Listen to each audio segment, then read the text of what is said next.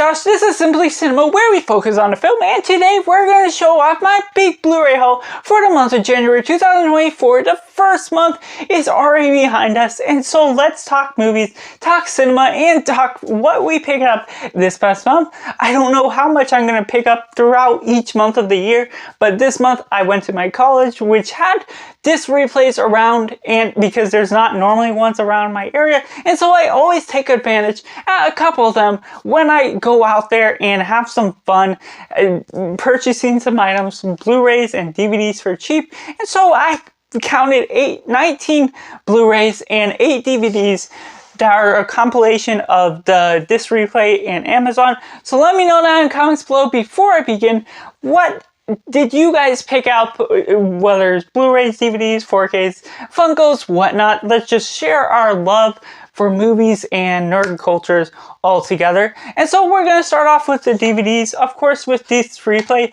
we got the buy 5, get the 6 free. And so that was a lot of part of why I got even more at certain points. But of course, picking up titles I'm behind on.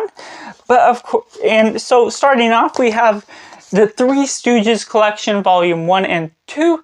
And there's a bunch of different shorts that you can see on the back. And volume 1 and 2 cover from 1934 to 1939, so all of the 30s. There was 8 volumes altogether that make up the complete set. I haven't seen any of these, but my mom mentioned it about the Three Stooges a couple days before going, and it just so happened I got to get a couple to test the waters with these sort of shorts. They had all 8 of them there, and like getting the first 2, hopefully in a few months if I go back, then I'll be able to find the rest of them if I do end up enjoying what we have here so far. But either way, we got the Three Stooges thus far, and then we found some DVDs. I don't often collect DVDs unless it's free or really cheap. In this case, it was pretty cheap, where I found DVDs for 25 cents on clearance, and they still had the buy 5, get 1 free attached to that. And so we got analyzed that. It seemed like a fun comedy. I'm doing comedy month in January, but might not be able to watch it this month. But we got Robert De Niro, Billy Crystal, and directed by Harold Ramis, which I heard is a great director. I can't remember if I have seen any of his so far. But then we got Shipping News. Same in the clearance price. We get Kevin Spacey, one of my favorite directors, and directed by Lasse Hallström. I've heard good things about that director. I believe I've seen one film from that director. I don't remember entirely which one, what films he's done, but it sounds very, very familiar. Next up, we have a Lassie set. Of course, just randomly throwing in some older ones. We got Gramp's Birthday, Party Line, and a Homecoming film into it, and just adding some older ones. I believe this is the first of Lassie's films, and if not, it's been so long since I've watched any of Lassie that I don't have any logged on Letterboxd, so it would be nice to revisit whichever versions I watched. But I believe these ones, since they're in black and white, I have not seen, or well, there's one in color. The Homecoming is in color, but I have not seen or really heard of these specific ones. So that will be interesting to dive into, just to have into the collection for cheap. And then we have The Love Affair and A Star Is Born. I specifically got this for A Star Is Born because it's one of the 1937 version, I believe. And if you follow me on Instagram, I'm having all these different reviews, and I'm doing every Friday. I release a 30 Films Friday movie review, and so this will add to that. I've watched a couple versions of The Star Is Born, of course the new version, and somewhere in the 50s, I believe, and there's 4 altogether, so it'll be interesting to see what this 1930s version is all about, especially for that. And Love Affair, I believe, was from a different year. It doesn't say on here, but that might have been from the 40s, I believe. But so just add another double feature to my collection. Next up, It Runs in the Family. This is one that I picked up just to get 6-1 into the buy 5 get 1 free. I'm not familiar with the director, Fred Schepisi, I believe it's pronounced, but it has Michael Douglas, Kirk Douglas, and I don't remember if it has Michael Douglas' son, but it's going to be interesting. I believe this is the one film that Michael and Kirk Douglas did a film together as father and son. And so I do enjoy both of them. Haven't heard much from this movie in general, but it'll be an interesting watch just to get anyways.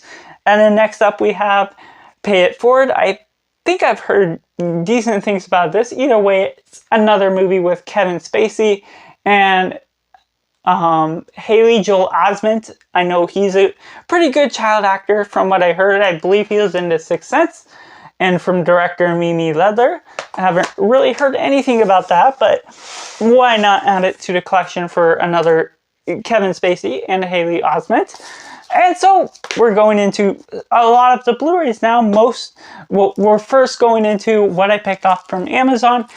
Heat finally went down to $4.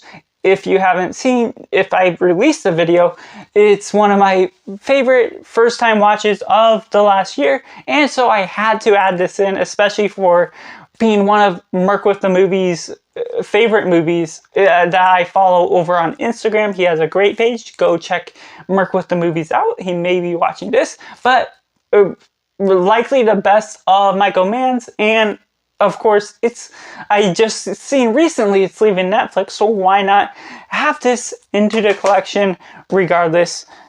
And so now we're going to this replay for Blu-rays, so buy 5, get 1 free with a couple different collections and one on my own.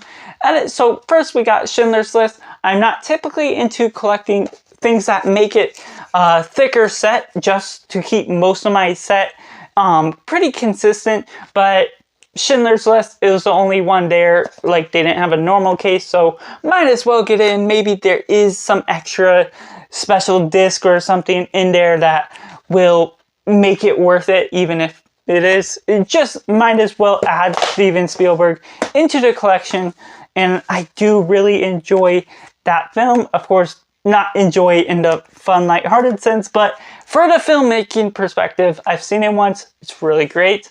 And then we got 500 Days of Summer from Mark Webb, who has done the Amazing Spider-Man movies. I do enjoy this one quite as well. He has great films, great way to do romance and chemistry within the characters. And since romance films are coming up for February, I'm going to be watching a lot of those. Might as well add that into the rewatch pile, hopefully if I can get to it next month. Next up we have KK from Matthew Vaughn. Matthew Vaughn has the Argyle movie coming out just in a couple days for February, and so might as well add this to the collection. And I did watch this just recently since I have it now, and I just really enjoy what he did with this project. Very inspiring to what we see in later superhero films, especially like rated R type of genre. And so this one was just really good, coming from 2010, and I definitely recommend that one if you haven't seen it. Great comic book movie, connected or not connected to any Marvel or DC properties specifically that we're familiar with. Next up, we have Toy Story 3. I'm collecting some of my favorites, and of course some Pixar and whatnot, since I got out of Disney Plus, and so I might as well pick some up anyways, just to have them anyways, even if I have Disney Plus still. But one of my favorites from the studio in general. Next up, we have Hobbs and Shaw, starting to complete my Fast and Furious. Last year I had Fast and Furious 1 through 9 in a set, I believe. And so gotta get Hobbs and Shaw. This was one of the more fun ones. I haven't seen it since theaters, so don't know how well it will hold up. But in general, I just enjoy what they had to offer, just being dumb fun. And even if the first Fast and Furious franchise wasn't as rewatchable, but still wanting to be a completionist and add them to a collection. Speaking of which, I got Fast X for only $3.99, which I was quite surprised with, because normally some of the newer releases, they go up to $7.99, $12.99, whatnot. And so might as well pick it up for the normal movie price that a lot of the older movies get. And so this was actually a bit of a surprise from last year. Coming off of F9 especially, I was not a fan of that. And so this one was a bit more fun that you got into the collection that I have not seen from theaters either. But leading up into, this is a part one of possibly the finale of this franchise.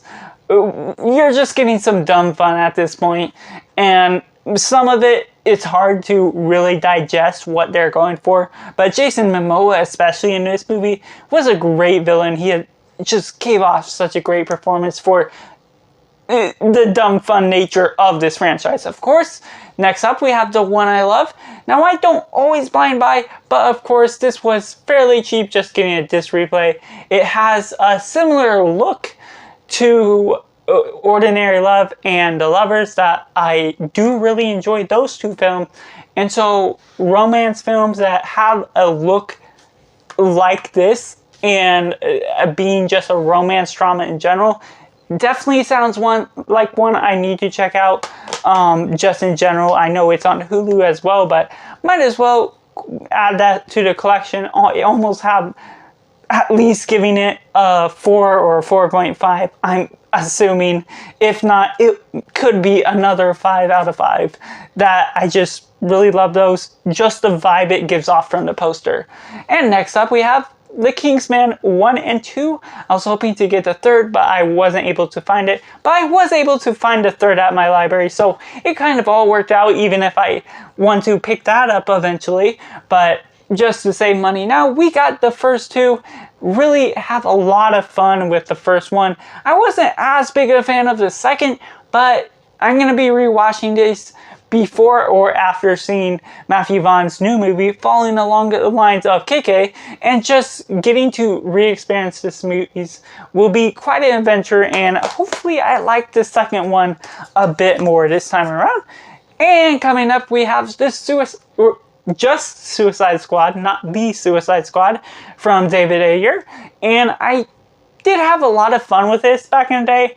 I wasn't as big of a fan of it on my watch last year when I was rewatching DCEU movies, but might as well to add this to the collection anyways, see if another rewatch wakes up my hype of this film. Obviously, it's not the best storytelling, but there is some good action to be had with some of these good characters, even if James Gunn version is better. And of course, adding to the DCEU collection just to be more of a completionist. Quick clip I have to insert in. We have the Suicide Squad, yes, with James Gunn. And yes, I had to add it to my collection to complete, or not complete entirely yet, but I'm getting closer to completing the DCEU collection. But yes, I dropped this on the floor after having done the thumbnail for this video, and I didn't see it when I picked everything up, filmed the video. And then next up we have Ex Machina, one of my favorite A24 films. Haven't watched this in a couple years, so it'll be good to revisit, but a great sci-fi film, just about robots and whatnot. Alex Garland being the director, he has a new film coming out this year, Civil War, and so definitely have to add this to watch before then, but just watch in general. I just really enjoy Alex Garland's work and this film in particular as well. Next up we have Alfred Hitchcock's The Psycho. I believe I only have Rear Window of his collection, maybe something else, but might as well add this on Blu-ray. I don't have a 4K player yet, so I'm not particularly stressing over trying to get into the 4K collection if I ever do that in the future. Either way, the Blu-ray should be sufficient just to have the movie whenever I need to watch it, especially since I don't believe it's on streaming, if not the streaming that I have. Next up we have Death Proof. Now I've been starting to get, last year I got most of Quentin Tarantino's filmography, which I watched all of his films except a couple, this being one that I haven't seen before, and so I just added this to collection just so I'm about to have all of them on Blu-ray. I believe I'm missing one that I can't quite recall at the moment, But following along the same lines, we have Once Upon a Time in Hollywood. I wasn't the biggest fan upon watching this the first time. I did give it 4 stars or something, which may fluctuate based on how I rate movies now versus how I did back then. Hopefully a rewatch will be for the better of this film, and I'll enjoy it more, rate it higher, and appreciate what a lot of others are appreciating for that film. And then next up we have X-Men Apocalypse, again completing some collections, or starting to go into. Last year I got an X-Men 1 through 6 Blu-ray set. I already have Days of Future Past. So now I got Apocalypse, and I still need New Mutants and Dark Phoenix, even if of these latter 3, they aren't the best ones. I have the Deadpool and Logan movies, so I am just about complete with this collection. But even if it's a couple at a time, we gotta just take it slow, see what I find, especially for getting these at a cheaper price. And we're almost done with this haul, but next up we have How to Train Your Dragon, one of the best of the DreamWorks franchise. Was sort of looking to get a slipcover with this one, but no longer stressing over trying to get a slipcover versus not. Even if it makes my collection look a little inconsistent, you can't always go into the details, especially when it comes to owning a movie, to actually have the movie, especially when it's harder to get on streaming or it isn't on streaming. And so just owning it is kind of better, even if it doesn't completely go with your consistency that you start to have. And along the same lines, we have How to Train Your Dragon 2. I did not find a third one, but I was almost debating not getting them just because of the third, but might as well get the first 2. Maybe I'll find a third on the next run that I do, whenever that is. So now I own How to Train Your Dragon 1 and 2, which I believe second was my number 1 pick of the franchise, but all 3 of them are pretty much 9 out of 10s, I believe, from what my previous watches. But so my last film of this haul, we got the Blu-ray of Captain America Civil War. Again, without the slipcover. I have mostly slipcovers on my MCU Blu-rays, and I do have a couple 4Ks, but again, I haven't seen a slipcover in quite some time, especially for disc replayer or whatnot, so I might as well pick it up for what it is, to own it to the collection since I don't have Disney Plus, and now I still have the movie in general. So that is my haul for the month of January 2024. The first month of the year is gone, and we're going to be diving into exciting new things, hopefully getting to watch some of these movies, whether rewatches or first time watches. And so that's just all. I'd love to know what you picked up down in the comments below. And of course, as always, do yourself a favor and go watch a movie.